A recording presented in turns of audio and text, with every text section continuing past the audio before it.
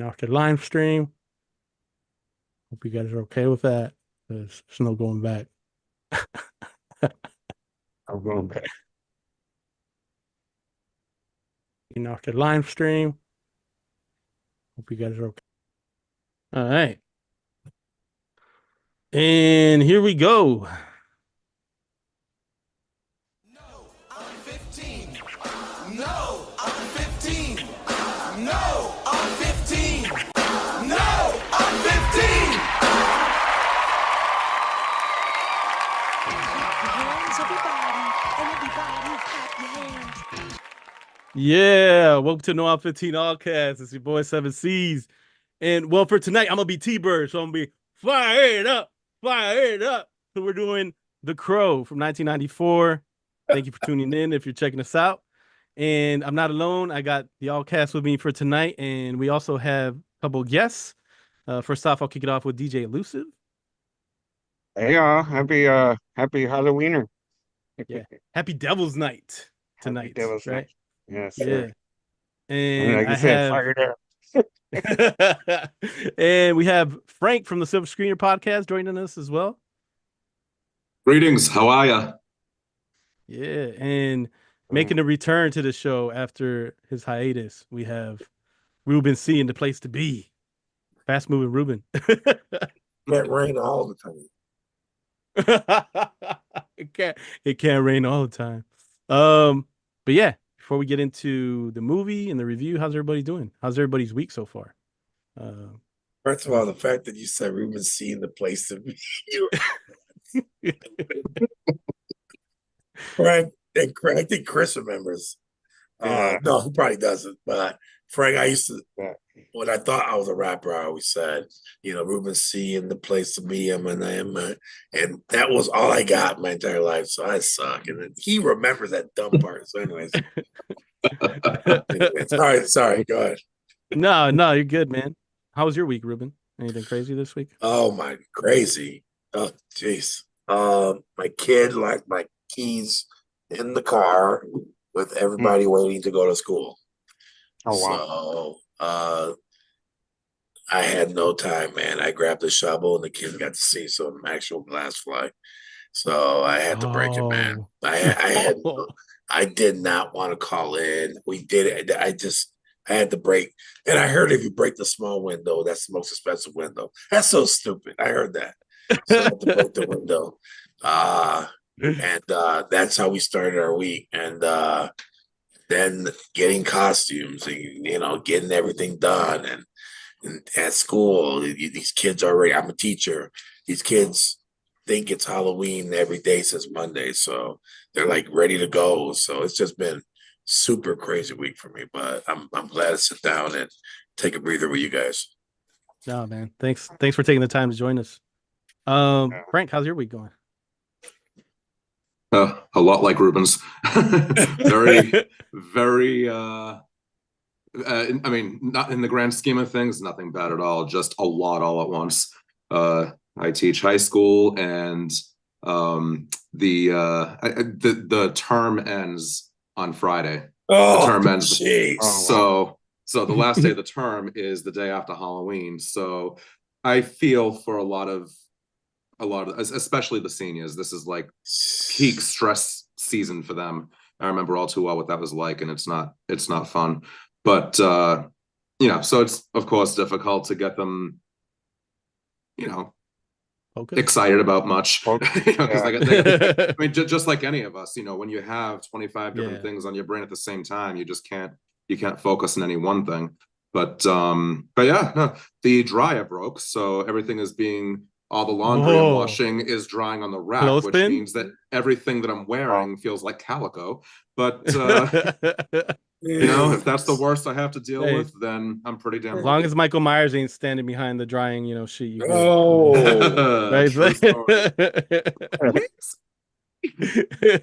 the phone. That's Paul. Nice, man. Chris, how's your week? My week's pretty good. Work is crazy as usual, but I'm not a teacher, so I guess I have that going for me. But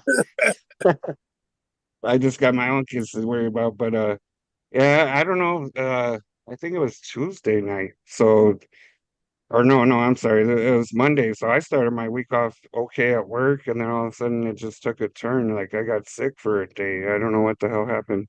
So I just like knocked Hmm. out and had like the stomach flu or something. But luckily it's just one day and back to normal. And so yeah, that's about all I had. Nothing exciting here. How about you, Nice. Suze? Yeah, not too bad.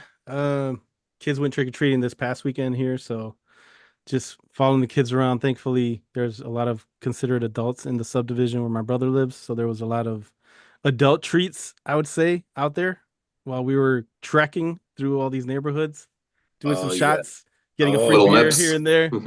So I was like, yeah, this probably ain't a good idea to be. I mean, I just might fly out now because that is That is that's like, yeah, it that's was that's it was that's good. paying it forward. I'll put it that way. That's definitely paying it forward. But Yeah. no, it was good, man. Other than that, the week's been pretty crazy, hectic. Work is nonstop, but we're getting into that time of year where there's a lot of holidays that are starting to come up, and hopefully things start dwindling down a little bit as the year progresses in this last quarter. So, other than that, everything's good though. Just grinding, doing the show, having fun, sitting with you guys, sharing some of the most valuable thing, which is time, I think, with you. So I appreciate that. And we'll run into our first segment, which is the wheel names and the 30-second challenge. So here we go. Today, one of these lucky contestants will win right here on Wheel of Names. Okay. Okay, let me share the screen and see what the wheel's got to say. And 1 second. Let me know if you guys can see that. Gosh. If you can, on the wheel it says Ruben C, in the place 2, What? Ruben Wow. B, El Ruben, El Mágico, or Frank. So you got one out. Frank has the opportunity to do this once, but the percentage is kind of leaning heavily. Wow. So welcome back. Welcome back to the show, Ruben. So since you haven't done a 30-second challenge in who knows how long, I only thought it was fair Wow. to everybody. But Wow. let me know. Talk about rigged. Let me know, and I'll spin it. Spin it right there. This is like Ed McMahon said, you may win $10 million. What are the chances of it? Jeez, dude, are you serious? I bet you paused it with the space bar too. I didn't touch it. All Wait a right. minute, you can do that? Yeah. All right. So obviously, Ruben is the lucky contestant of the 30-second challenge. Ruben, you're gonna have 30 seconds to explain the movie to the listeners or the watchers in 30 seconds what this movie's about. So there'll be a timer on the screen. I'll Oh share the man. screen. And whenever you're ready, let me know. Go ahead. You want to give him a 3, 2, 1, Chris? Ready? 3, 2, 1. Get out of my poncho. T-minus 30 seconds. Devil's Night, October 30th, in Old Detroit. We have a beautiful couple celebrating or about to celebrating their marriage, their wedding, and on that night they are tragically and heinously murdered, killed. 10, She's raped, 9, he's shot, 8, thrown out the window, 7, all these things. 6, But when a 5, Cole comes back and gives him another 3, chance, he 2, comes and makes victims of all of 0. them. Oh man, that Nice. was, I was, yeah, man, Perfect. that was good. I honestly thought for a second he was gonna get stuck in the beginning of this movie, but you wrapped that up really nicely. Yeah. Another senseless skill that I have. Wow. Yeah, 1994, The Crow, directed by Alex Proyas, written by John Shirley, David J. Show, James O'Barr, was the comic book creator, starring Brandon Lee, Michael Wincott, Rochelle Davis, among others. Yeah, man, what was it like? And in all openness, Frank, do you want to kick us off, because this was a first time watch for you, which was amazing to find Hear out. this. Oh wow. A true confession that this was a first time viewing for me. So, wow. Just wow. I mean, I knew, of course, all of the, the urban legends of, the cursed production, and of course, the death of Brandon Lee. All of that I knew about. So I'm not going to say that cast a dark shadow over it or anything, but it was certainly something that I could not, you can't separate it when you're watching the film, whether it's the first time or the 100th time. But I am glad that I finally saw it. I've heard so much about it over the past 30 years. I know that the much derided remake, which came out just this year, was pretty much universally reviled. I didn't see it, but I probably won't. Feels kind of, I don't know. You were saying earlier, Ruben, how this was sort of like an early, well, I'm paraphrasing what you said, but this was sort of like an early version of what eventually happened with The Dark Knight, with Heath Ledger's death, with the Joker role. And this was, if this was this was his second film, is that right? Who, Brandon Lee? Brandon Lee? I think it was like his fourth, Yeah. technically like his fourth movie, but it was like his first role that wasn't like action based. So it was like his first like foray into something that was a little more dramatic. Yeah. So. Okay. Well, there was certainly plenty of that. I mean, the first, the first 10 minutes alone, it was kind of like the first time I saw Scream. Almost 30 years ago, where if you get past the Drew Barrymore segment, it's like, okay, they ain't playing around. We're in this. So Right. that was my reaction to this. I mean, not just the fact that they were murdered the night before their wedding, and it was just how graphic it was, especially for her. Once that whole scene ended, I said to myself, okay, what did I sign up for? What did I agree to do here? But it was a vicarious, like, go get them kind of a feeling. And then, of course, when you have the scene with Michael Massey, it's like, okay, so you're taking a look at the editing of that scene, and it's like, were any of the shots that they used in the final edit, were any of those the actual moment, the actual accident? But I am curious about the character of the young girl. I thought that she was, I know that she was supposed to be like a neighborhood kid, and he and his fiance, that the two of them sort of, I don't know if they were supposed to be parent figures, but they were, they kind of like took her in. Looking so out she for was, looking out for her. So she was kind of at first I wasn't sure where her character was going. I mean, I knew she narrated the beginning. I mean, she offered that, dialogue of some people believe that when you die, the crow, like all of that. So I knew that she served a purpose, but I just wasn't, I was intrigued. I was saying, okay, so now that she no longer has the two of them, but the story seems to be focusing on his revenge, where does she factor into this? In this quest for his personal vendetta. So it was interesting to see the way that she developed, the way that she factored into the story. Did have a little chuckle when Ernie Hudson offered to get her a hot dog, and she said no onions, because they make you fat all the time. So I thought that was a cute little moment. You have, both the guys were chuckling, as that, it was a believable moment of, they're now going to be the surrogate. They're now looking out for her. Yeah. I mean, each of the murder scenes, they didn't leave much out. But and I'm not saying that in a bad way. I'm not saying that bad. I mean, I'm a huge horror movie fan. So when it comes to on-screen violence, I've probably seen more than I should have, in terms of, whether it's a slasher movie or whether it's a, whatever it may be. But there was something that was, this definitely felt, it was like The Dark Knight not just with the parallels with what happened with the actors, but even the stories themselves, in that they both were technically comic book movies, but they both had a hell of a lot of substance to them. Yeah. And like they took the time when they wrote this screenplay to establish, okay, these are the characters, this is what they're all about. You know, these are the thugs, and this is the crime lord, and so it took the time to make you care about the characters. And any movie that takes the time to do that, some people may say that, oh, it's boring, it takes a while for anything to happen. But Caesar, you were just saying slow burn. You were referring to the other film, Slow Burn. I'm a sucker for a slow burn.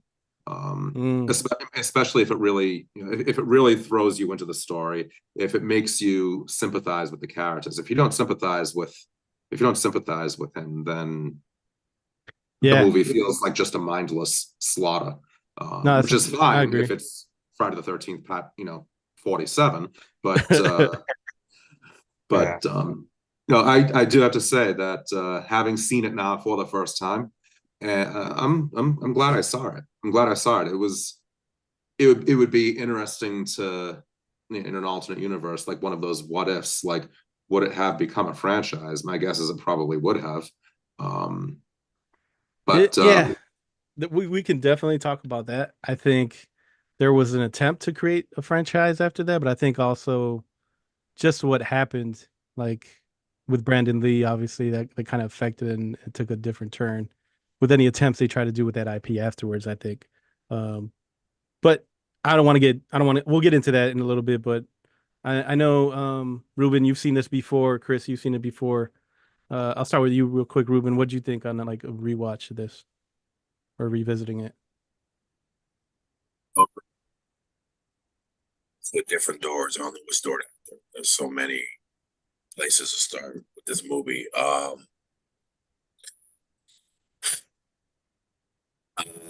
The brutality of the rape scene, to just set up what they do to them, in what, like, I think Frank mentioned something about the 10 minutes, and Scream. You're right. This is like 7 minutes in. You hate these guys. I mean, you're in. You're. I mean, You're angry. You're opposed. I'm a husband. The things that happen in real life, though, how the way the world, the movie depicts the real world real fast. Like this stuff happens in the news a lot.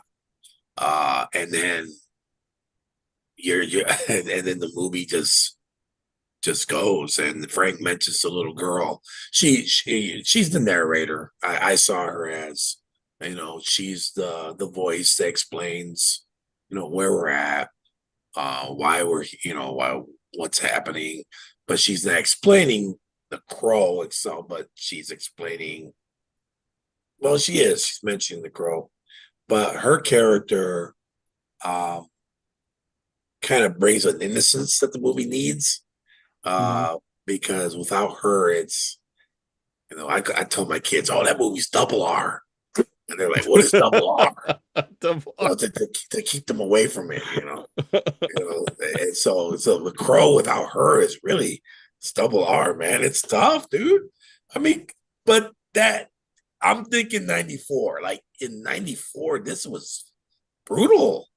And then I think my journey with the crow while watching it is, I love how they do not explain his powers. There is no, hand feeding. There's no, this is the moment you do this. This is the moment we find out, oh, that's why it's called that. There's none of that Marvel stuff. There's none. You don't have a whistler like in Blade. You don't have none of that. You have a crow cawing the whole time, and you're just like, okay, he's acrobatic. Okay. Oh, look at him jumping off rooftops. Like, he's doing Daredevil. He's doing Batman stuff, but he's not that. And then he can like I don't know if he teleports or it's just trying to figure out the Crow's abilities is so cool to me watching that movie. It's still not explained. There's nothing named that he can, the whole thing with the hand when he touches you, and he can like see your pain and give the pain. The movie for me this time was very metaphysical. I was really caught up on who the Crow is, and why he is how he is, because a lot of movies try to explain, they explain all that for you now. You get everything. This movie did not. Even John Wick, I think the what was it, 2 and 3 explained the hotel, right? There's there's a whole show that was based on the hotel.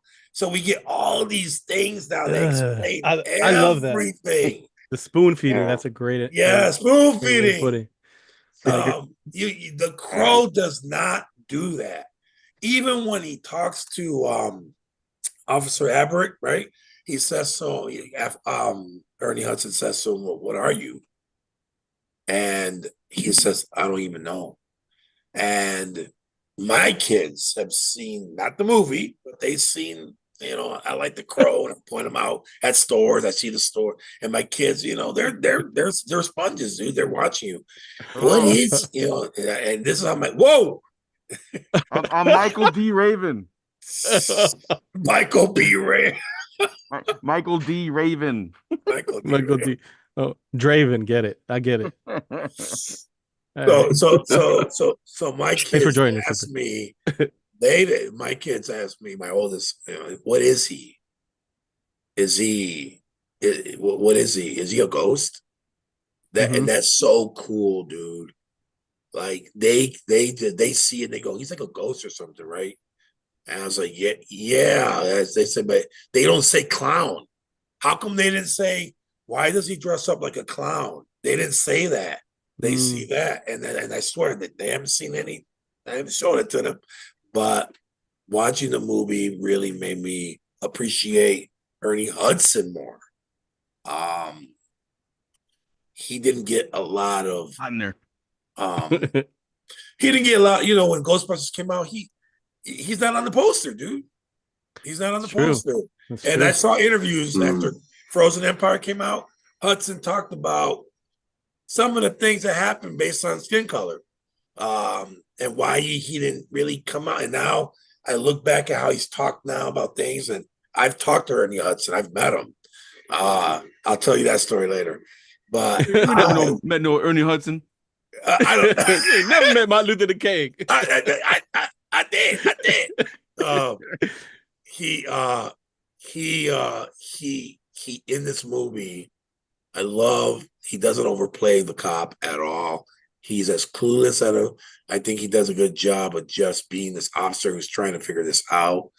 I don't know. I just think the movie for Brandon and for Ernie Hudson, for me, those two guys, now that I'm older, the movie just brings up like, wow, these guys were ahead of their time in doing this together, and trying to do something different that is still very different today. That's my way to kind of wrap that up. I'm sorry, dude. It's so many things. No, hey, that's dope, man. Chris, how was it for you rewatching it? So it's a movie I've watched a lot, but it has been a long time since I've seen it. Like Ruben mentioned, I'm married, got kids, so it kind of hit a little different, right? So they start, the minute 1, minute 2, the tragedies happening, right? And I kind of like that the way that they told the story in terms of like, okay, you don't know these people. There's this tragedy. That's all you know is happening. But then as the movie goes on, they're showing flashbacks. You see all the scenes, like this couple, like you said, is getting married the next day. So this happened, at the worst possible time. I mean, not that there's a good time to get murdered this way, but it's a happy time in their life, and the flashbacks are showing that throughout the movie, and it just makes that more tragic, and like like it was mentioned earlier, you immediately are hating these characters for doing that. You're like, why did they do it? Throughout the movie, come to find out it was over what? So they were disputing property Hmm. or safety claims or Evictions, yeah. something. Yeah, evictions, and it's like really, like then you're like even more so pissed off because you're like, wow, that nobody deserves that, especially for something like that. That's ridiculous. But yeah, I mean, it was one thing I noticed is this movie has, I would say, a lot of heart, right? It kind of made me feel some emotions that, Yeah. that I did watch the new one, 2024 Crow. I thought that was a decent movie as opposed to most people. Not a great movie, don't get me wrong, but the difference in there was the buildup. Like that movie, like you said, like a slow burn. It took a long time to build up the characters, the relationship before the tragedy happened. So they took it in a different route. Hmm. And I mean, it's kind of hit or miss with people did it work or not. Obviously, a lot of people don't think it worked. Um, I thought it worked, but yeah, it definitely could have been better. But But yeah, that's one thing I took out of this. It's like, that emotion you feel. There's points where it's like, damn, that's really sad. That's really tragic. And the other times you're like rooting for the Crow. You're rooting for Eric Draven to like, yeah, get his revenge. Which Yeah.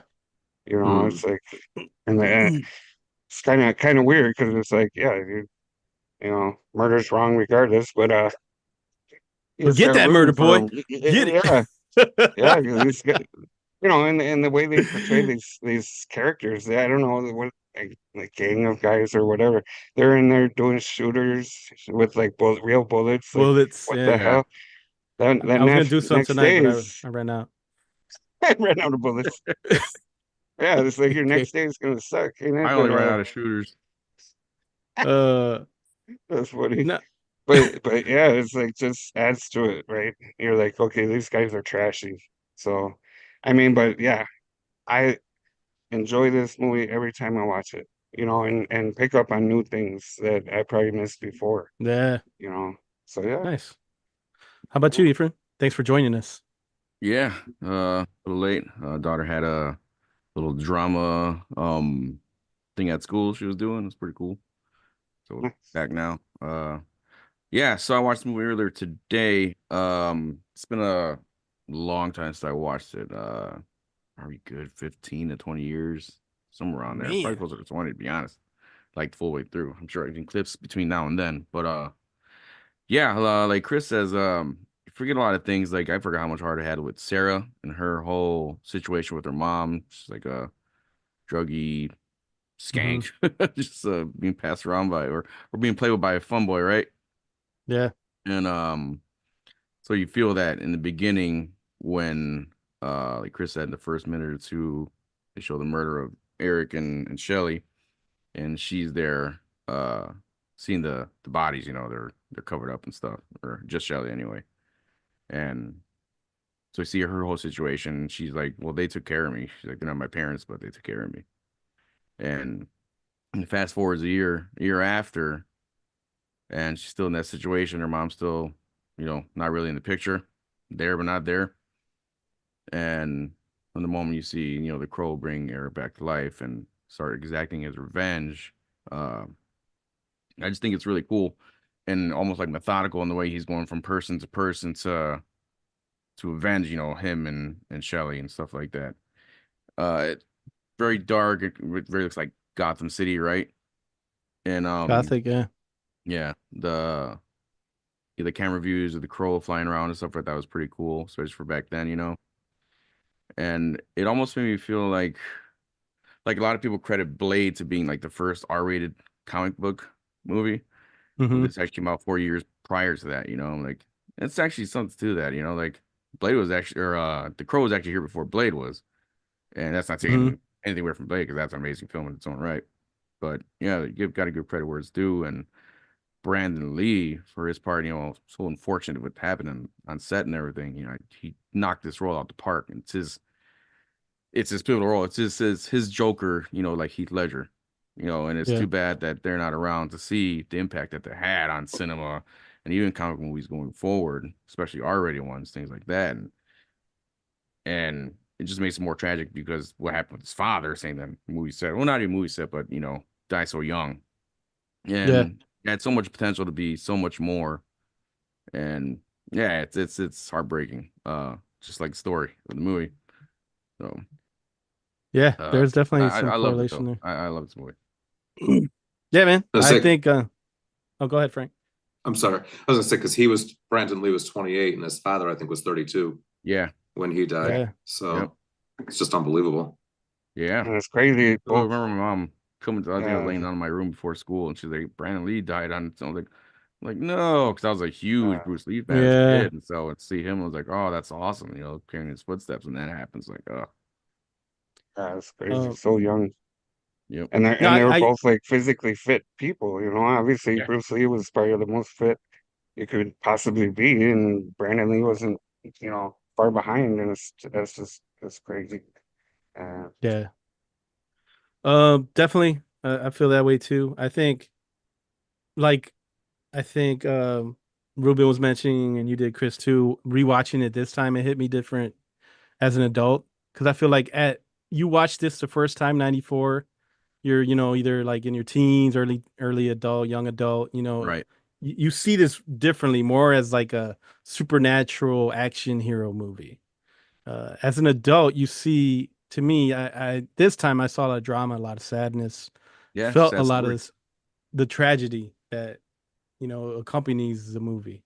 Like, what's crazy is you see the tragedy at the beginning, but then you fast forward through the narration, like Ruben mentioned, Sarah talking about sometimes a crow can bring someone back to right the wrongs, and a year later, we get the knocking on the crypt on the tombstone of Eric Draven, and that shot to me is still amazing, even though it's old, it's dated. But the point of view of someone coming out of a coffin, like that viewpoint, it's a short one, but it's still very powerful. It's like you're coming back to this realm, like from death, from the other side. And it's just crazy to me, like to see how they shot that. I haven't seen anything shot like that since. Like in the thinking to do a shot like that, where it's like, let's get the viewpoint, not from the top, which you've seen a million times in who knows how many movies of someone coming out of a grave, whether it's a zombie movie, whether it's, something else.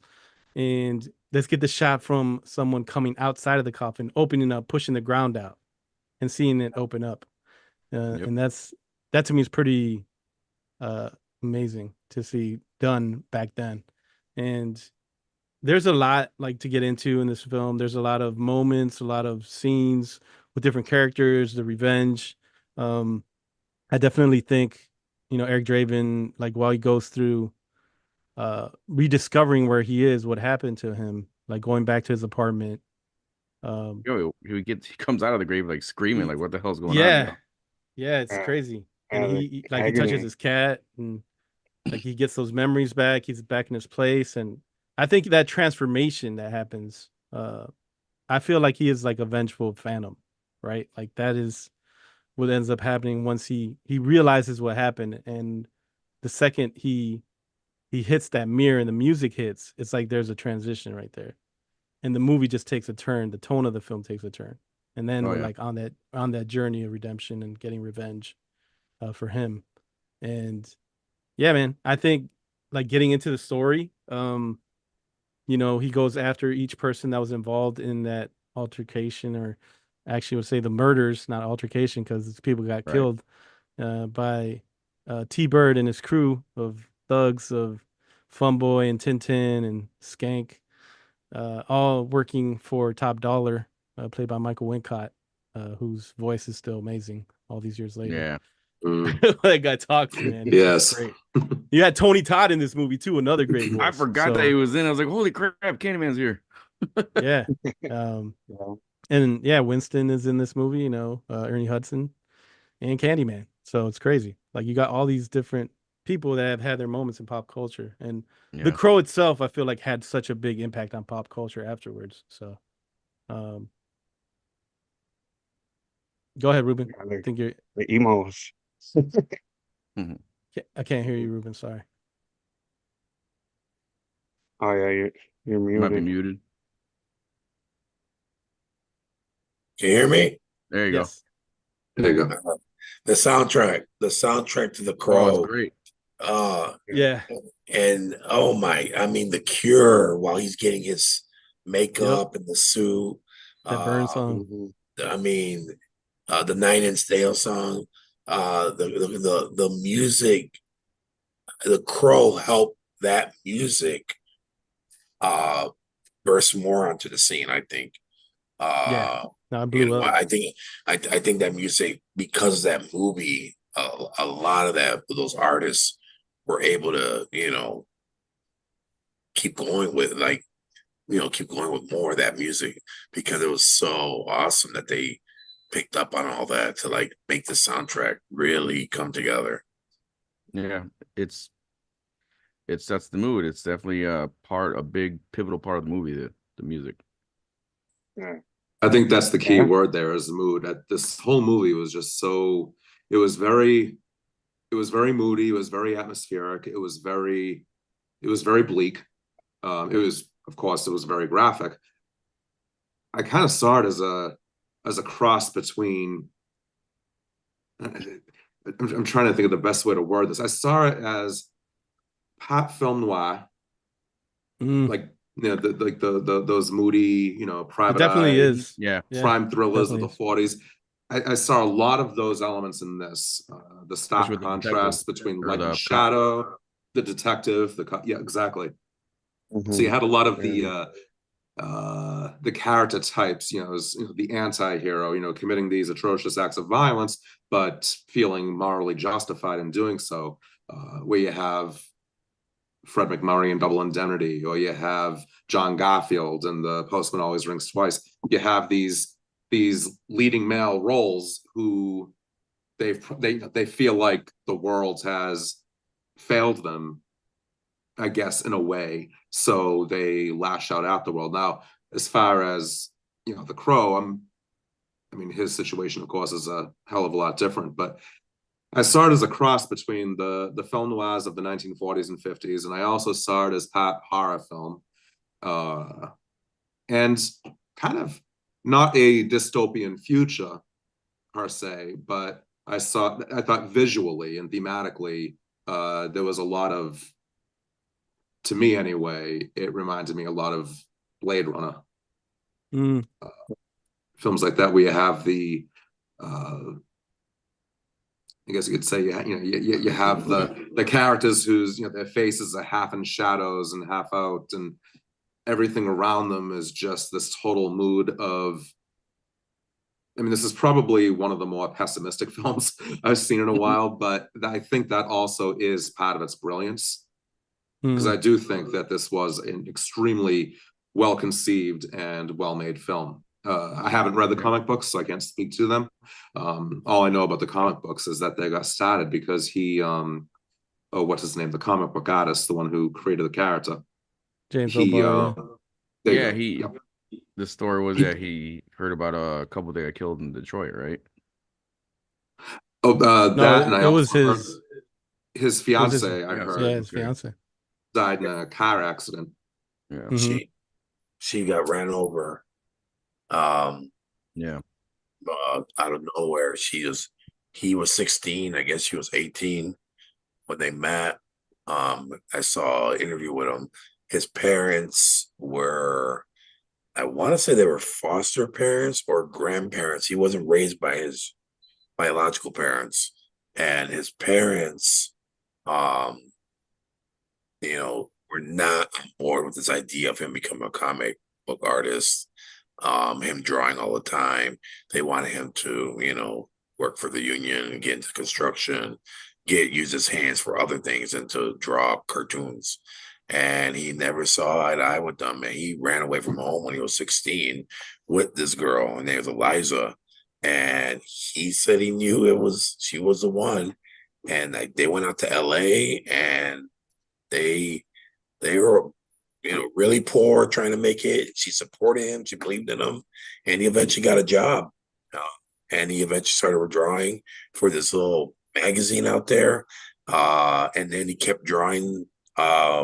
People liked his style, but then out of nowhere, she was like 19. So a car went onto the sidewalk and just ran her over. Out of no, out of the blue, she was taken from him like that. And his grief and his anger is completely poured into Eric Draven. Yeah. And it wasn't, I mean, you hit the nail on the head, Frank. It was a noir. It's like a black and white comic. Yeah. And Alex Proyas wanted to make the movie in black and white, but the studio didn't want that. They were like adamant that it be in color. So that's why he tried to tone down the colors as much as possible when you see the movie. It's kind of evident. That makes They're a lot not of like sense. Yeah. popping. Yeah. So no, that's yeah, that's great. Great background on that. Thanks, Ruben. So let's start going through some of these kill scenes, some of the story. What do you guys think about, his first like run in with one of these people? Tintin. Right. I'll take Tintin. Go ahead. We already killed you, man. He's doing his poses.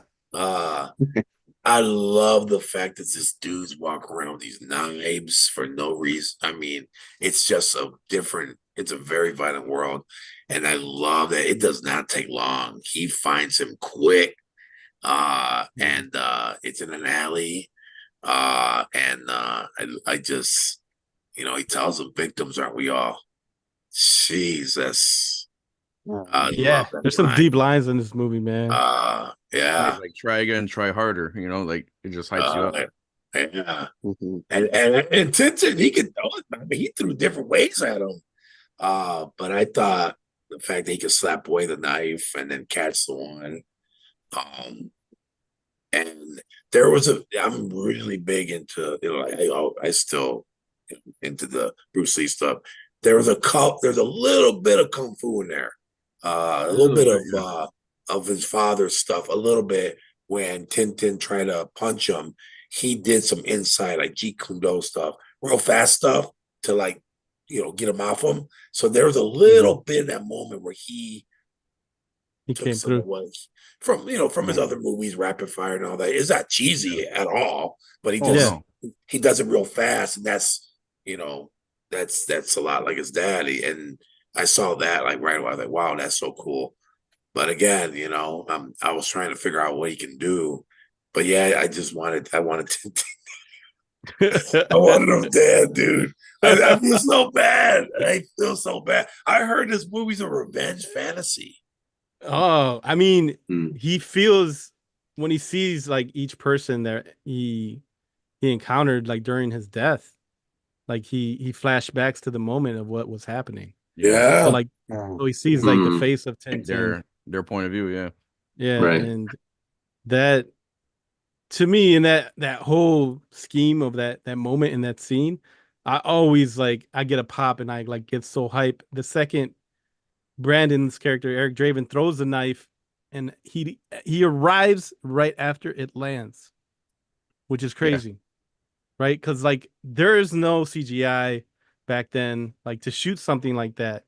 I can only it was dangerous. I would imagine it was dangerous for real, to do that. I don't know how they did that, but it shows a little bit of his abilities. And that's why you do kind of compare it to a ghost or something that he just transported there so quickly, and he was right in front of him the second that knife landed, which was creepy to me, which is kind of like horror, like you were saying, Frank. Yeah.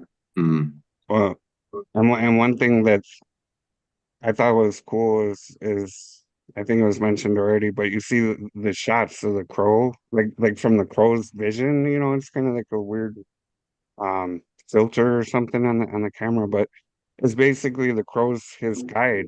He doesn't know what he is, who he is, but yeah, the crow's getting him to where he needs to be, right? And finding all these guys basically for him. So it's I thought that was cool. I didn't really kind of associate that before, but I kind of Just picked up more on it this watch. Yeah, I But still think the concept is really cool. The Crow Yeah. is. Yeah. That's what's, you know, it's a little Yeah. like I don't want to say it's I don't care what anyone thinks, all right? It's a little like the Beastmaster, all right? So he's got that vision. Oh, okay. That's true. Shares a vision of a hawk, you Callback. know. So, Right. but I mean, it's used very well in this film, and I think Yeah. that is like one of the best choices they made was not sticking to the comic books because in the comic books, I think the Crow is like supposed to be a manifestation of Eric's mind and what leads Okay. him to Mm. find people. But the way they Mm. did it in the movie, like you said, Ruben, not explaining it, I think that's a lot better. Like just leaving some mystique to it, some mystery about how he's able to do all these things, but you just see it happen. So Yeah. I think that's Mhm. dope. So we got Tintin gets wiped out, and that's when he leaves his first bit of graffiti, and that's when like Albright's like kind of showing up at every scene, and he's getting I guess you could say tough shit from like the detective who's trying to investigate. Yeah. Yeah, because he's Um, what on desk duty or the beat, He's whatever, on the beat. whatever Yeah, that because he means. used to be detective, right? yeah, Yeah, so now it's just Torres. There you go. Yeah. Yeah, Doesn't- probably people. Doesn't Go ahead. Draven put all the knives into Tintin? Yeah, He he was like a does. pincushion. Yeah, Yeah, like, that's crazy. T-Bird. I had to do my T-Bird line. He's like, one of my crew got perished, got himself Yeah. perished. David Patrick Kelly when he tells Top Dollar, he's like, he got a knife in every major organ in alphabetical order. He did say that. Right. Methodical, like I said. This is pretty crazy, man.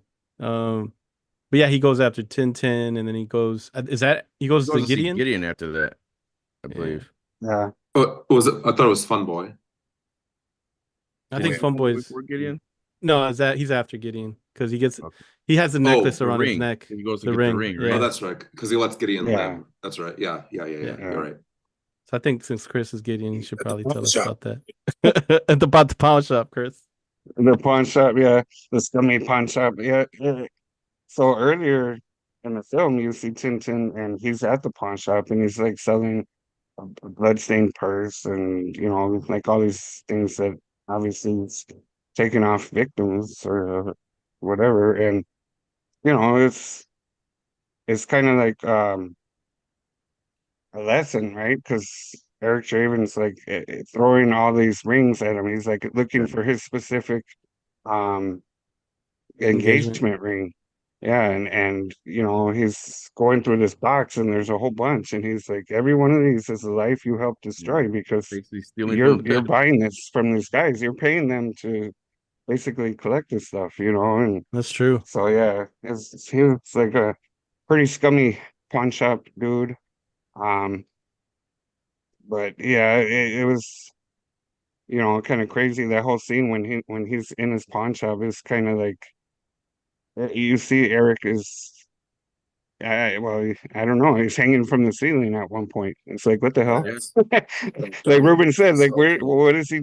What is his powers? So it just adds to it. Every scene has something different where you're like, wow, this superhero or whatever you want to call him. This guy's got some layers, and yeah, he lets him live so he can pass on along the message. Like, I'm coming for the crew, you know. Yeah. It was I don't know. It was just I thought that was cool because I mean, so obviously it shows he's not just killing just to kill. This guy didn't have nothing technically to do with his murder. So Right. I guess he lets him go, but he kind of did in a sense where he's buying this stuff from these guys. Here's Yeah. a question: did he take Tintin's knife to stick it into Gideon's hand? He stabs Gideon in the hand. Yeah, he does. And Yeah, he does. he pins him on the table. Is there a knife there, or is it one in Tintin's? Because he just takes it on me. He goes, "Oh," and he's I like, didn't even think about that. That could be. I want pretty to say fast. he broke the counter of the Found a knife. glass and grabbed There it. was the knife grabbed underneath. I think so, but I could be wrong. No. But, yeah. And then everyone like didn't he shot him right with a shotgun or whatever, and they right heels right in front of him. It's like, man, this dude's like Wolverine now, so Right, just yeah. You can another layer. regenerate. Yeah, another layer. You can Yeah. regenerate. Uh, but Eric had figured that out at the beginning when he went back to his house and he kind of did the agonizing scene where he's remembering all this stuff and he Yeah. goes out the window and cuts his hands and he's like, oh wow, I healed. Yep. Yeah. And those effects, those were kind of, I mean, they're dated now, Right. but it For the didn't take time, away though, from the film. 20 Yeah, years for the ago. time. Yeah, for Yeah. the time, 30 years it was ago, Actually, man. 30. Yeah, you're right. 30. Jesus Christ. Yeah, this is a 30-year anniversary. Man. But I was 17. Dude, you're like 40. I'm 47 now, dude. I was- And the I was poster actually says the tagline, "Do you believe in angels?" They sell the idea of him being an angel too. They say, "Do you believe in angels?" Like that's on the poster. So he's all kind of things, Chris. I don't know. right. Bunch Yeah. of different interpretations, yeah. Yeah. Depending on who you are. Yeah. Well, and it's cool because, like I said, the crow is like his guide, and then later on you find out, well, that's his source of power, but also his weakness as well. Yep. Mhm. So it's Blessing and a it's curse. cool. Yeah. So you got to protect that bird. Yeah. I mean, this is what I do have a question for everyone. Like, is this an instance where this became so popular because of what happened in real life to Brandon? Or because it was definitely a great movie? Or is it both? It's probably a combination. I think it's a combination You know? too. Yeah. I mean, same with Dark Knight. I mean, Dark Knight Yep. was Yeah. a huge hit, and rightly so. And it got Heath Ledger a posthumous Oscar, one of the very few. Yeah. I mean, that's the $1 million question. Would he have gotten the Oscar had he lived? Been alive. Heath Ledger and Brandon Lee, had this never happened to him, had he lived, would The Crow have been, well, how was The Crow received when it first, like in its initial release? Given what happened, did people stay away, or was it profitable? It made its money. It Yeah. doubled its money. It found its audience. Critics loved it. But not every casual fan cared for it. Yeah. But it found its crowd. When I was growing up, we called the Metallica shirt wearing, smoking dudes at school, we called them burnouts. The burnouts were in line. They were there. And so I went, but it found its audience, Frank. Like it knew who it was trying to get to, just like the book was. They were trying to reach a certain audience. Of course, they want to make their money, yeah. But it was R-rated. You're already taking so many people, taking a hit in the box office by going R-rated. Right. So they knew what they wanted to do. It was a vision. It was a goal. Brandon saw it, and saw when he took the role. So it hit its mark. But what it became afterwards is, like you said, what could have been if Brandon Lee was around. Yeah, I think that hits Exactly. me hard too when I watch it now. Like that moment when he does take that turn and he hits the mirror and the music comes on. I'm like, now when I see it, I'm like, that cinematic moment just makes me think of how big of a star this guy could have been. Yeah. Like, because it's just, you see it, man. Like he had potential. Like I think he had potential, and it's sad. For sure. One scene I rewound when I watched this is when he's with Fun Boy. And Fun Boy's, with Darla and he's got the gun to his hand. He's like, man, he was seriously like effed up, you know? Yeah. And he shoots him in the hand, and you see Brandon, like he turns and he's like, oh, and then he smiles at the Yeah. camera, and he like starts laughing or whatever. He's like, I was like, that was dope. That was a good reaction. I mean, I don't know. I like I said, I rewound it because I thought that was really good. But Yeah. yeah, I think it would have been so much more, you know, if Yeah, I agree that with that. tragedy didn't happen. It You was know that rising star. did you know Michael Massey pulled the trigger that killed Brandon? Yeah. Yeah. He did. Yeah. He said he had nightmares about it until the end of his life in 2016. I can only imagine. I mean, I can't even, I don't know how anybody could live with. Yeah. I mean, Yeah, I mean, it wasn't- And then it being him of all people, you know, Brandon Lee, Yeah. like Jesus Christ, like his dad, now him because of me, and like not even because of him, but you know, just tragic accident. Like it sucks, man. Feeling responsible for the death of anyone, I Yeah. can't even imagine what that must, like, what does that do to the human mind, to the human psyche? Mm-hmm. Yeah, it would mess you up, I think, regardless. I know, yeah, a lot of people say that he took a lot of that on himself more than he ever should have. And I think, you know, obviously it was an accident. It wasn't something that happened on purpose. It just was one of those things that fortunately occurred, and occurred in the scene, I think, when they do the murder at the murders at the beginning of the movie. That's what it happened. Like when he comes in and sees that they're, you know, raping Shelley and stuff like that. That's what happened. So, Oh, really? yeah. I always heard, I I thought thought it it was was the table when he's on the No. top of the table and like 100 guys are shooting him. I thought that was the scene Nah. when it happened. Oh, wow. Huh. That's new. And they Yeah. changed that scene, I think. Yeah, they shoot a lot of things out of order and all that, you know. Yeah. Because originally, I think the problem was there was a problem with the camera angle, and that they didn't like the camera angle. So then the director changed it and said, let's do it from this angle, because then it looks more like he's actually getting shot. And unfortunately, he actually got shot. So because they didn't take out the prop bullet inside, and the blank they filled back in, since the prop bullet was still in there. Once it went off, it just shot out. So That's crazy. See, most of this I learned when the whole thing with that movie Rust with Alec Baldwin. Oh yeah, that's When that very happens, I think similar at this situation. point, it's like 2 years ago by this point. Yeah, for a couple of years. I something would like say. something like a couple years. Yeah. something like that. He's not off the hook, is he? Alec Baldwin. No. No, I mean, not yet. Mm-mm. Not yet. He was. I don't know which trials it was. Like there was one trial where There he was one was. that got dropped like in the past few months, wasn't there? Yeah, because he was on Saturday Night Live like a couple weeks back, I think. So Mhm. yeah, there was one that got dropped, I think. I don't know. Because I remember that they were doing all these like.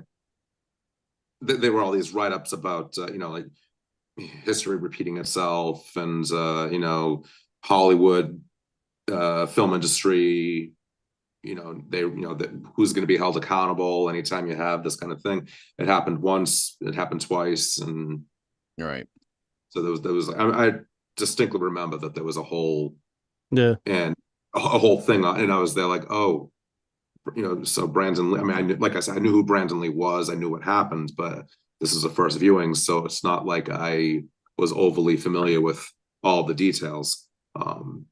And it was just the parallels were striking. Yeah, definitely. So then if the parallels, what was Michael Massey carried his guilt, but was there charges? Was there anything brought up?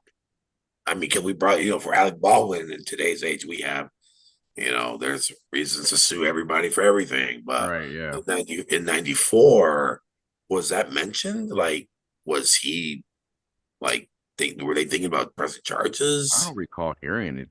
I don't think that he was ever like mentioned as like having anything to do with it. I think they just did an investigation, found out that was the cause of what happened.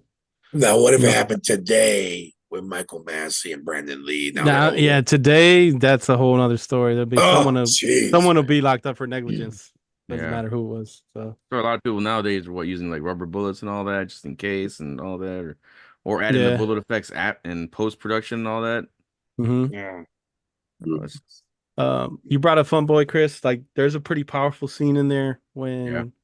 obviously he gets to Sarah's mom, and he has that. Well, right before that, I don't start when he wrote, but because she's down there in the bar with Fun Boy, right? And then Darla gets there. Mm-hmm. Or Sarah And, gets there. Yeah, my bad. Sarah gets there, and Darla's with Fun Boy, and she goes to the table with her, and they're like, what, mess around, making out or whatnot. And there's like money on the table, and they're like, well, why are you bothering us? And she's like, her mom grabs some money off the table, gives it to her, go get something. She's like, I already ate, the cop fed me or something. And then Fun Boy's like making fun of her. I already ate, cap. Like, it was a cap. And then Darla's laughing. I'm like, that's so messed up. That's your daughter, you know? That's crazy, man. Being a Yeah. parent myself, I'm like, I can't even pretend to be know what that is like, you know? And so the scene after is when shows Darla and him go upstairs, and then Eric Draven shows up in the other window. He sends the crow. Yeah, the one. crow shows up. Yeah, the crow shows up. Then he climbs through the other window, and He's like, "There's a big effing bird in the window." yeah, Yeah. And he's like, Yeah. He's like, here, "Fumble," or birdie, something like that. birdie. Yeah, Hey, he's birdie, calling birdie. the bird. Yeah, so they're like Yeah. him and Darla are shooting up morphine. Heroin. Something morphine. Morphine, yeah. Yeah. Yeah, I initially thought it was heroin, but Yeah, yeah, it was morphine. I thought it was too until he actually said the name in the bathroom. So, in that scene after shooting up the morphine, obviously Eric Draven gets there and they're tripping out, and Funboy's like, I don't know, he says like, you got no balls or you're one crazy bastard or something like that, something along those lines, because he shoots him. Did he shoot him in the hand? That's when he shot him in the hand, and Yeah. like Yeah. then Chris mentioned, he does that little turn. Yeah, Yeah. crazy. Look at him laughing, and he's like, "What the hell?" And so that's what he starts throwing him around, and Darla gets scared and runs away into the bathroom, and he gets Funboy to shoot himself in the leg by accident, and Funboy passes out. Yep. Yeah. You ruined my sheets. Yeah, he does. Yeah. He ruined my Th- sheet. That's I rewound that like 3 That was times. funny. What did he say? What did he say? I heard the word sheets, and I was there like, was there an innuendo? Like, what exactly was he saying?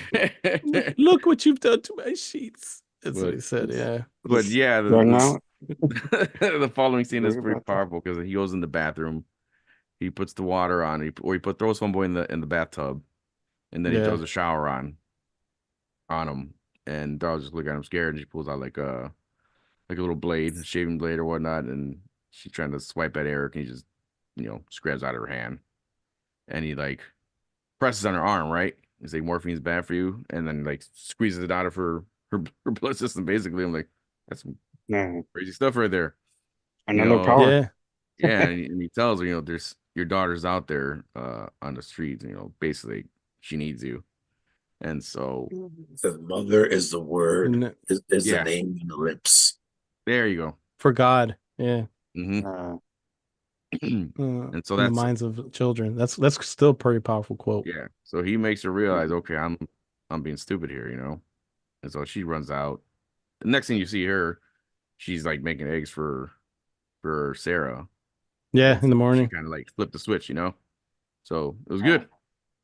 But yeah, I love that scene. I forgot all about it until watching it again. Nice, man. yeah.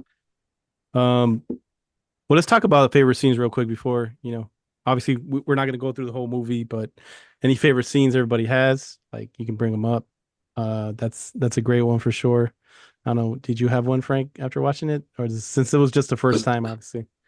Honestly, my favorite scene was the one frame that you just described. The Yeah. one with Funboy. Well, particularly when he's talking with Darla.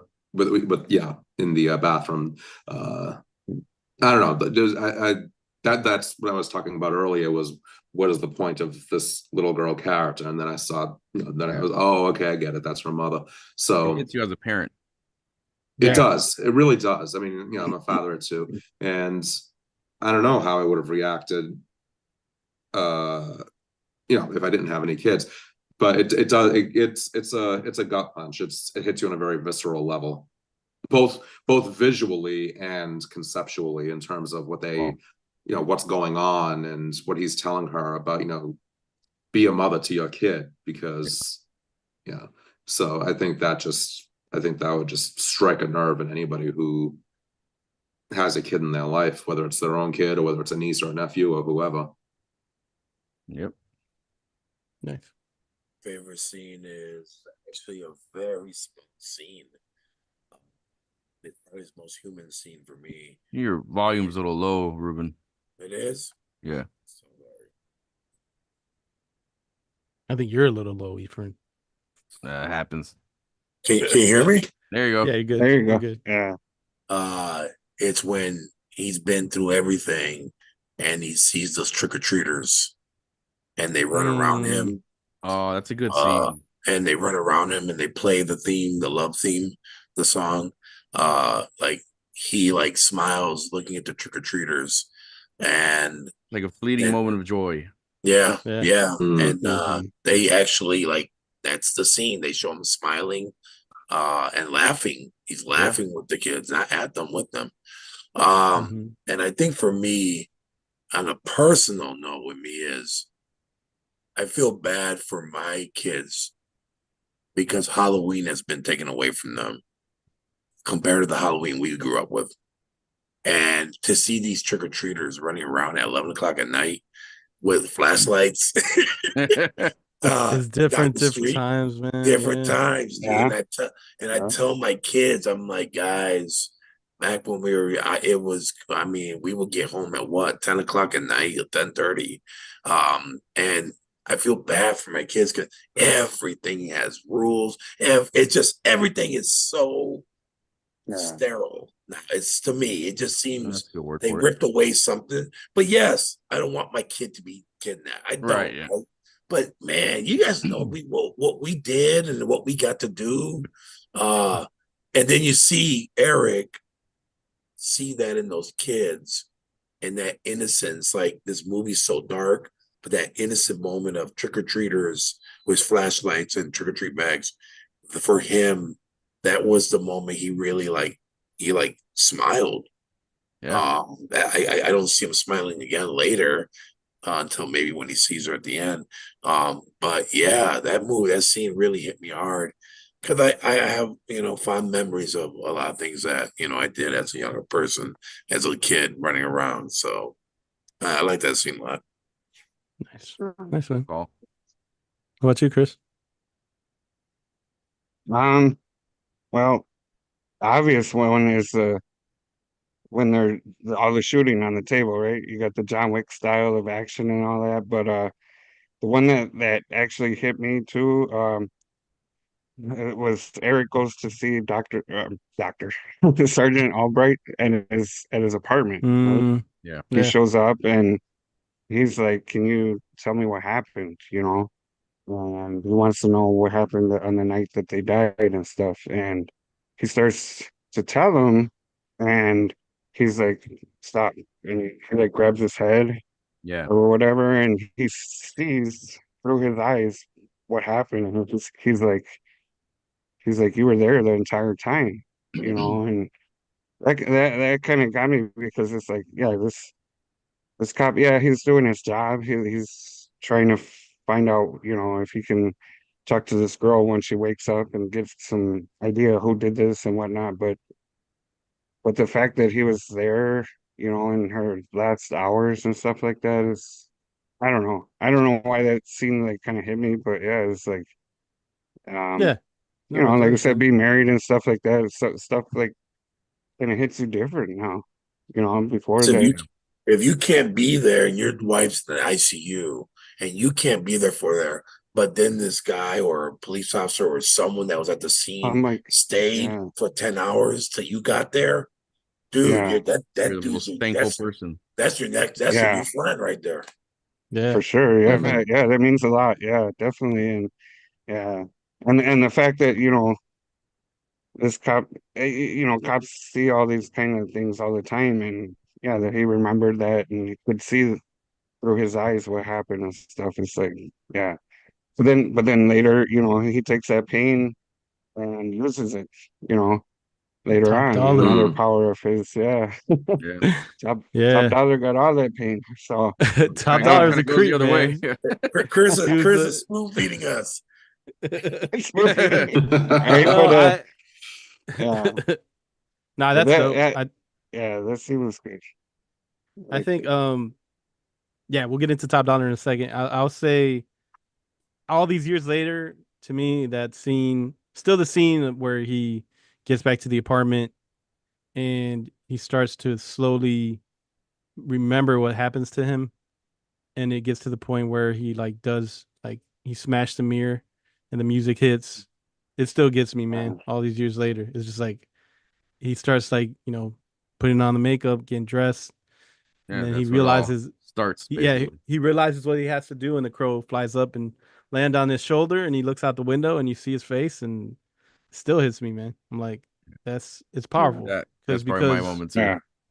it's powerful because, like, obviously, he passed away, and in the movie, he passed away. He's back to, wrong all the rights or right all the wrongs, and yeah, that to me is still a pretty powerful moment because it's like that moment where you realize, there is an opportunity to make things better, even though if it's just for one night, like it's Devil's Night, Right. and he has the opportunity to do it that night and ruin like all the plans of Top Dollar and his crew, which is like to burn the city every year on that night, Yeah. just burn all these buildings, which is crazy to me. Like talking about Top Dollar, just what do you get out of this? Is it just like property insurance? You're making Right. money off of burning these Yeah, buildings? because they don't really man? talk Like, about it much. as an adult, again, like these are things that you notice that you don't notice as a kid. Like, what is the financial gain here from this situation? Well, I think it's kind of like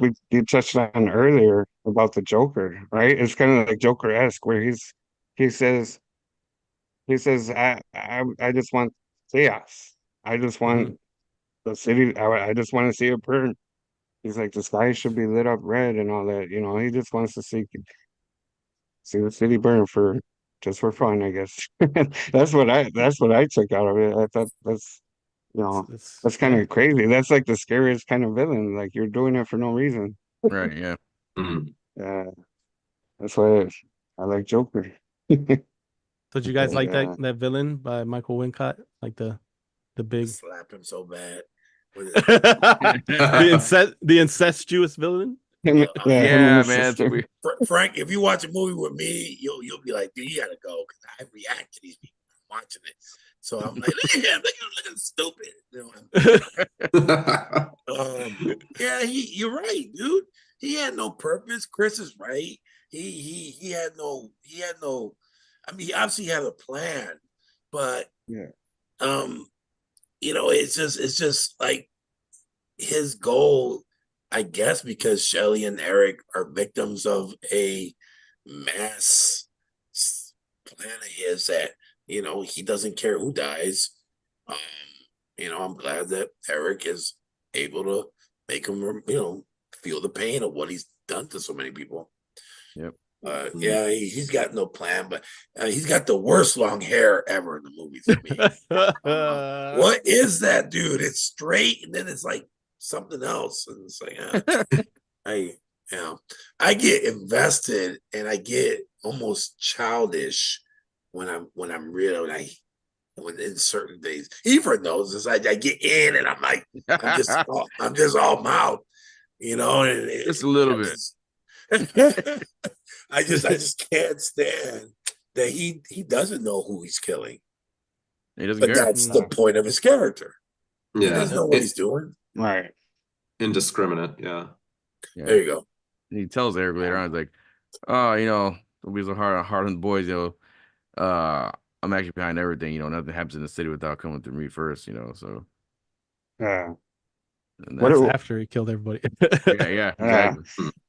What did you think about the eyeball? Like they're smoking. They were like there's burning it and like smoking it, basically. Right. I'm like, what the I hell's mean, going on here?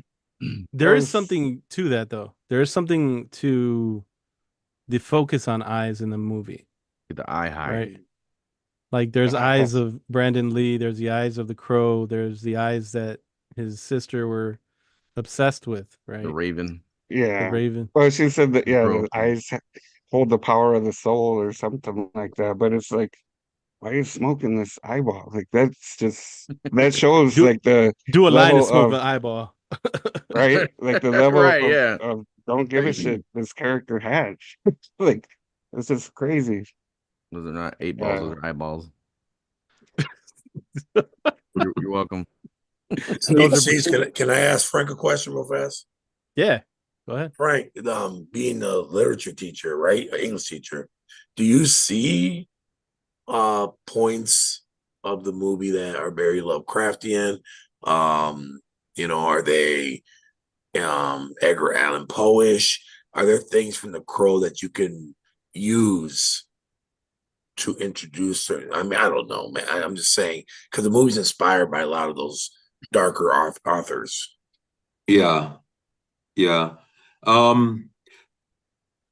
I wouldn't say that I see a lot of influence from Poe in terms of the story, more so in the bleakness, the mental anguish, the grief, the Raven. Like I think the Raven is probably the closest parallel, but like, the Crow, the Raven, but Rapping at your door. Yeah, he does that at Gideon's, yeah. And everything, just nevermore.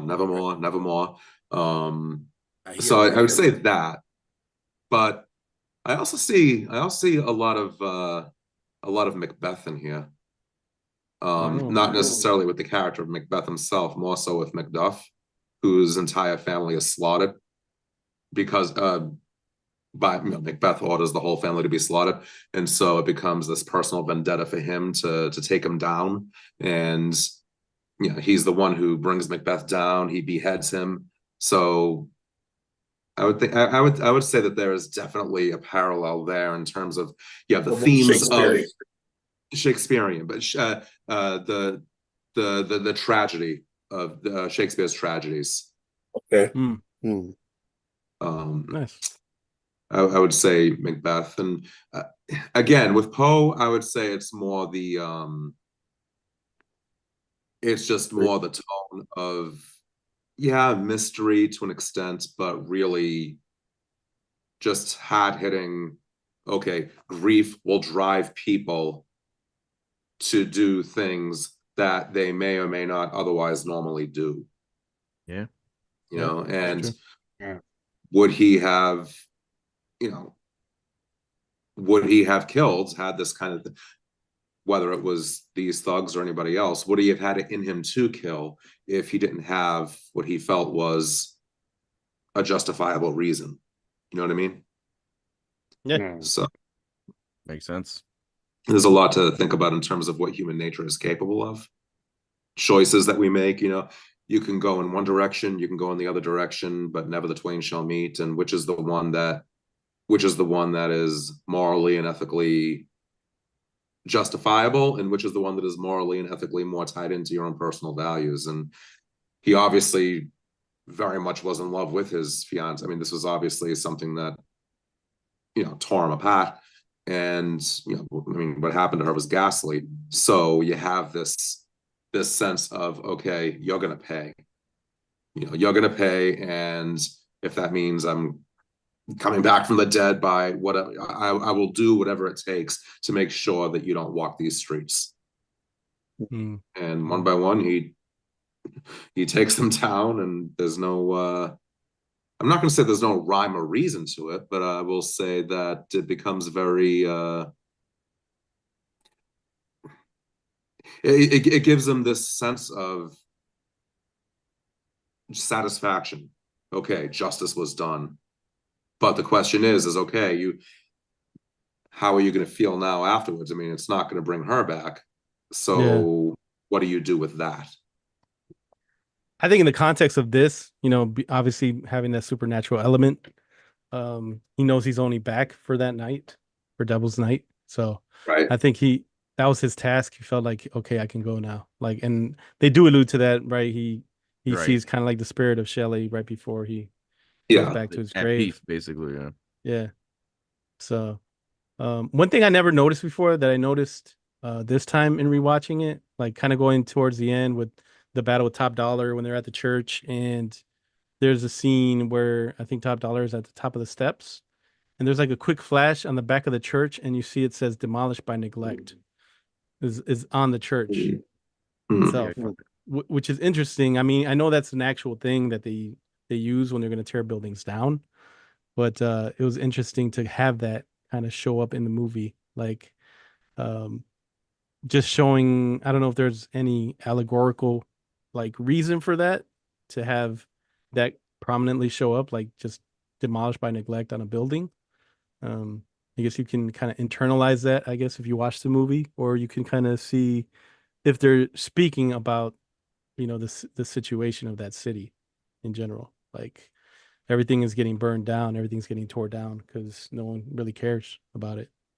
And neglect is like a big deal. Like you see that with Sarah's character throughout the movie, just kind of being Yeah. neglected. So it's pretty interesting to see that. Something I never really noticed before. But again, that's one of those things as adults that we kind of pay attention to that we wouldn't do as younger teens, because we're just focused on the powers and the killing and the action. So it's pretty cool to Right. see that. Like that. Can't hear you, Ruben. Ruben, you're you're sorry muted. without a microphone. Sorry. I think you might be muted again. Maybe mute and unmute. Better? There you Yeah. go. There we go. Try I don't turning know off why and it on does that. again. So, huh? So you try turning off and on again. Can you hear me? Yeah. Yes. Yeah. Okay. Yes. There you are. I like the fact that he doesn't have a logo on his chest, which you don't need, but you get the logo with the Makeup. fluid, the lighter fluid. You get Mhm. the logo, so beautiful.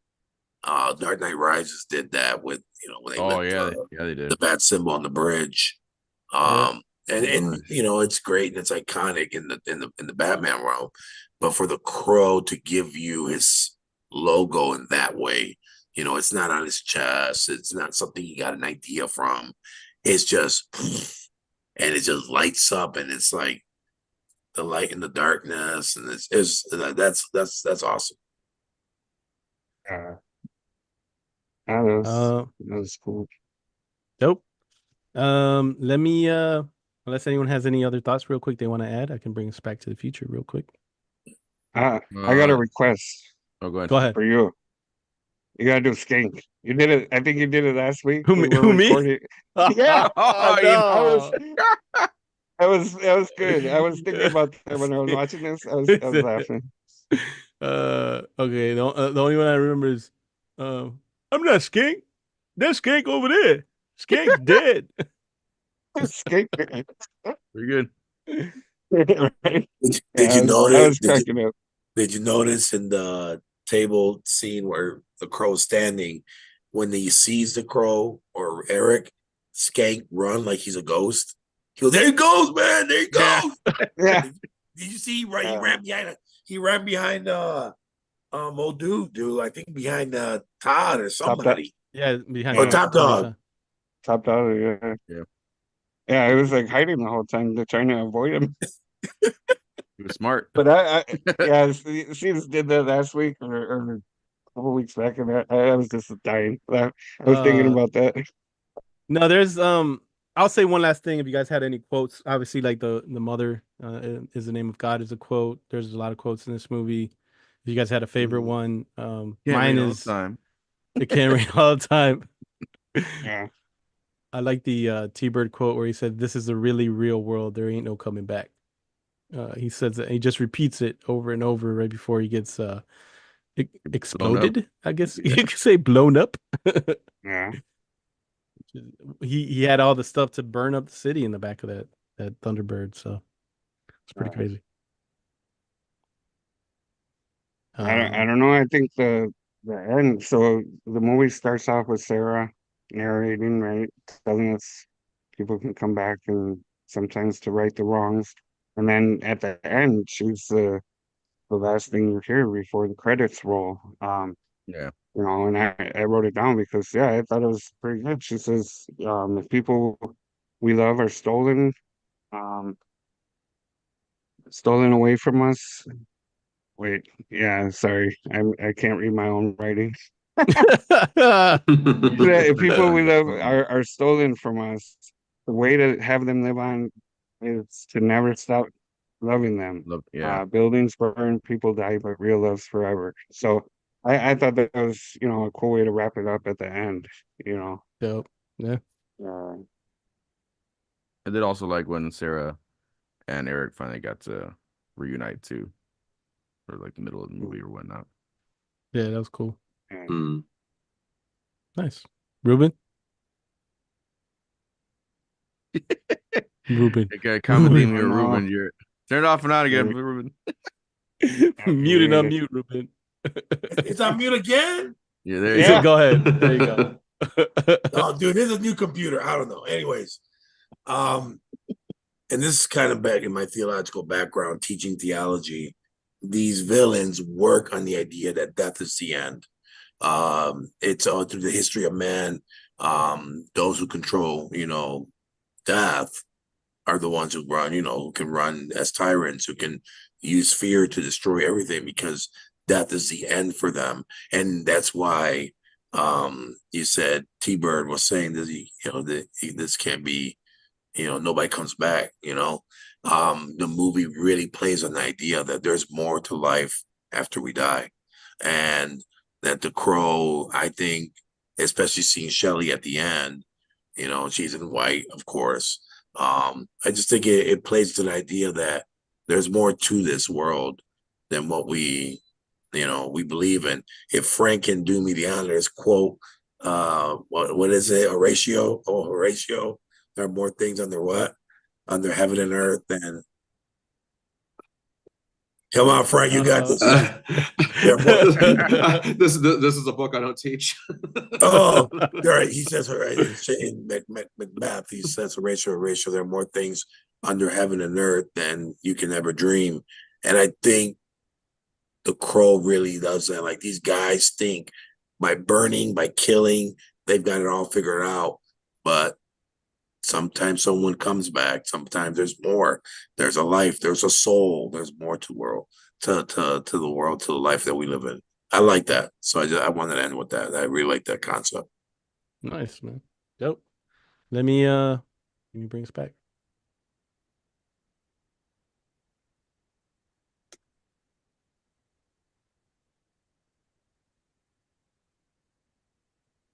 If we could somehow harness this lightning, channel it into the flux capacitor, just might work. We're sending you back to the future. Okay, all right. 30 years later, and there is a remake of this. There was a ton of sequels after this. City of Angels, Wicked Prayer, Salvation, a TV show of The Crow, starring Mark Dacascos as Eric Draven. People might have forgot about that one. It was one season. So there's been a lot of stuff. Like Frank mentioned, if there would ever be a franchise after seeing this, like they attempted to try to continue to make movies based off this IP afterwards. The remake, like I feel like is a fever dream. That's my thought on it without giving away anything else. And I'm not sure if that worked. Based on the strength of like the original, it's kind of difficult, I think, to try to do it that way. But I saw what they were trying to do, and too much CGI, man, for me. Yeah.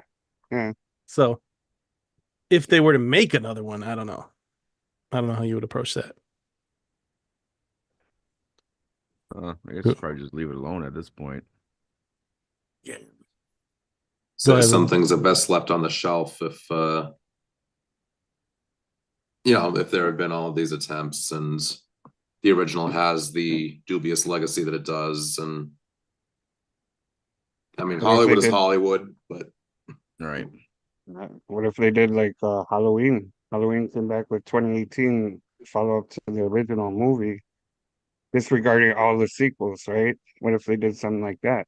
And No, because would then that you're doing a basically sequel to Brandon Lee's movie, and it's not Brandon Lee, and it's just weird. true? Yeah. It's too much history there, I think, with that original to try to do an actual direct sequel to that. Yeah. I And think it's a long time in between. I think Yeah, just a lot of people don't know who he is. Youngins nowadays are like, who the hell is Brandon Lee? So that Right. would probably be the only way it would work, I suppose. But us old heads are from Pittsburgh. Hey! what do you think, Ruben? Oh, go ahead, Ruben. No, Okay. Not yet. Gonna have to get Ruben a mic. You hear me? There you go. Yes. There you go. Yep, you're gone again. That was fast. What happened? Yeah, I don't know. I heard DMX was supposed to, when at his peak, he was considered because of his lyrics and what he talked about. He was supposed to be the Crow. They talked to him, and he was part of this whole thing. And I remember it that MTV said that there were thoughts, that there were rumors he might be in the next Crow movie. DMX, no lie. You're gonna have Wow. to boost Ruben's levels. I don't know. Yeah, that would have been interesting. See DMX as the Crow. This is like after Brandon Lee. Oh yeah, Well, obviously, yeah, This, DMX came after. Yeah, okay. this was a sequel. It was a sequel with DMX in it, but that was it, man. Was the show good, Caesar? The show. I remember watching a couple episodes when I was younger, and it was watchable, but then they kind of got more focused onto like the martial arts side with Mark Dacascos being in it. That was more. Right. It became more of a focus on that, like those just fight scenes out of nowhere, hand to hand. So, it wasn't definitely not up to par, obviously, with the movie. If It was wasn't only one Highlander, season. the TV show. It was The Crow, the TV show. Highlander TV show was watchable. I'll put it that way. What about the original comics? How about those? Has anybody read those? I have not. You read them, No. Caesar? A little bit. Like I said, I mentioned they are more like towards the noir side, black and white. Definitely capture the vibe of like the dreariness, the gothicness of it. More focused on like the actual rock star type character that Eric Okay. Draven is based on. But yeah, I think there's some differences there, and there's like some character differences that didn't show up in the original movie that they actually shot, which was like a skull cowboy who was actually going to be kind of like his whistler, like the person that was going to show him how to use his abilities. There's actually film screening prints of like that, like those behind the scene footage of like that skull cowboy character, but they opted to use Sarah instead, that character, and develop it for the movie instead of using the skull cowboy, because they said they made it feel more campy with the practical effects. So it might have changed the feel of the movie. But yeah, no, I think, man, like overall, this movie to me is still like a classic tale of supernatural revenge. Still has moments that pop really hard with the music, and just the way they were able to finish this film after he passed was kind of an achievement in of itself. The way they were able to mask some of the stunt double, who did some of the scenes in the movie afterwards, and like they did try to use some CGI to do some like facial captures and impose those, but it's not to the point where it's like gross that they did it. It actually worked in the context of the movie, in the story. So yeah, especially back then.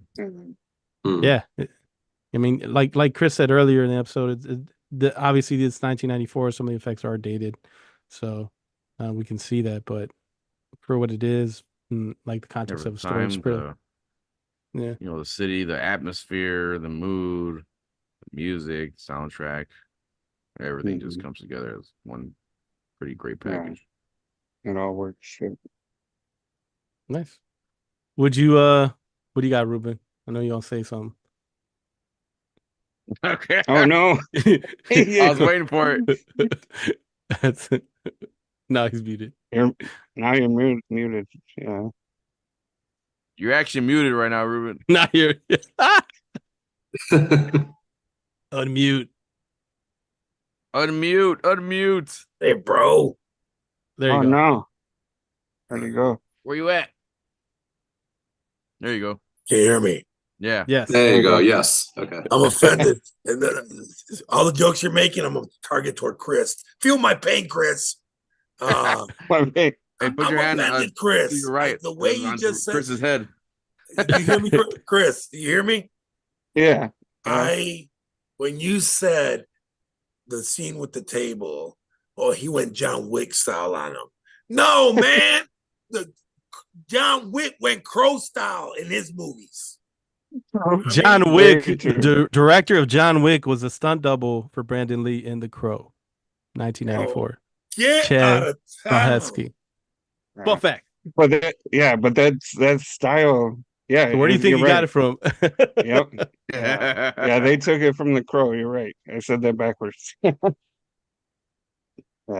Yeah. That's a good scene though. Yeah. Ultimately, would you guys nowadays recommend this to younger viewers? Very easily. Yeah. Yeah. Well, I would. Not too young, but yeah. Oh yeah. It's teenager. Yeah. It's 5 years old, probably. 5 years. Or it's a little young, but it's kindergarten. It's all fair game. Right. It's like The Simpsons. No, not into the kindergarten. Right. Yeah. That's fun. I love the No. fact But you all yeah. got that reference. Yes. Definitely a recommendation. Yeah. Nice. I'm surprised this was your first time watching it, Frank. It's pretty. Yeah. It's kind of surprising. Yeah, I'm it glad you is. enjoyed it. Yeah. I can't pretend that it's not. It is. I mean, it's just one of the. I never was on it. It was just one of those movies that I just never got around to. You? Yeah. Yeah. Oh yeah. I never stayed away from it. I said, "Oh, I heard bad stuff about that." It was something that always intrigued me. So I'm glad that this gave me a good solid reason to make the time for it. So Nice. thank you, Caesar. Dope. Well, Right. Frank, what do you got coming up on your show, man? If you want to share with our viewers, people that might be viewing, or our listeners. Thanks. So yeah, my podcast is Silver Screeners, and right now I'm a little behind with getting my latest episode out, but I have a guest on. We talked about a couple of obscure horror films from the 60s, Witchfinder General with Vincent Price and Eye of the Devil with David Niven and Sharon Tate. So that was a pretty what's a tasteful word, intriguing, morbidly fascinating viewing and then follow-up conversation. So yeah, that's gonna be my next episode. Hopefully I'll be releasing that tomorrow on actual October 31st. After that, hey, it's Noir-vember, as they call it. Nice. So there'll be some film noir that I'll be talking about. So yeah, that's what's next in my docket. Nice. Well, man, thanks again for making time to join us on the show. Thanks, Ruben, for making time to join us as well. It's always great having him on. Good to talk to you guys. Yeah, for sure. And it was great to see you, Ruben. But yeah, thank you guys for watching. If you're checking us out on YouTube, if you're listening to us on the podcast, make sure to let us know what you think. Like or subscribe, and you can always email us if you hate what we do at tno15allcast@gmail.com. So thanks again, and we'll check you out next time. Goodbye. Fire it up. Fire it up. Fire it up. Fire it up.